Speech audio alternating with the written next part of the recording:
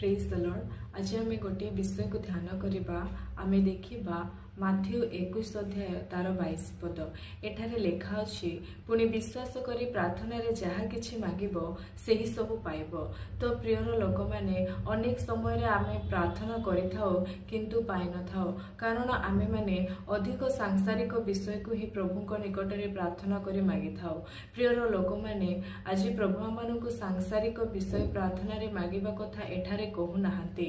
प्रभु एठारे आमानकु आत्मिक विषय को मागिबा पाई कहउछंती।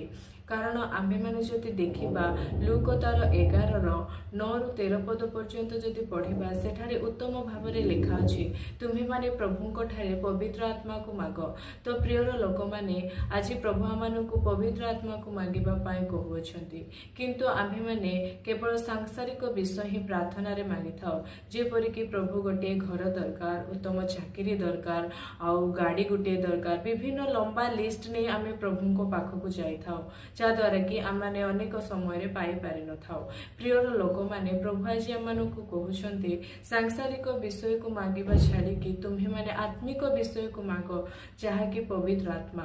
यदि पवित्र आत्मा थरे आमनक जीवन को आसी जाए तो आमने की प्रकार प्रार्थना करिबा ताहा से आमनकु सिखाइबो एवं आमने सांसारिक विषय को न मागी प्रभु को आत्मिक विषय मागिबा ताहा आमनकु जणाइबो।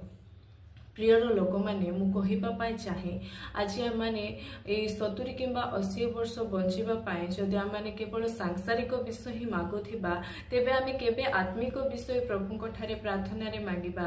ए शेष दिन मानकरे आपण माने ज्ञात हुंतु कि आपण माने खाली सांसारिक विषय को ही प्रभुंक ठारे मागंतु नाही, आपण माने ए दिन मानकरे पवित्र आत्मा को मागंतु, जा द्वारा आपण माने स्वर्ग राज्य पाई प्रस्तुत होई पारिबे। प्रभु ए अल्प चिंतारे आमे प्रत्येक को आशीर्वाद करंतु। Praise the Lord.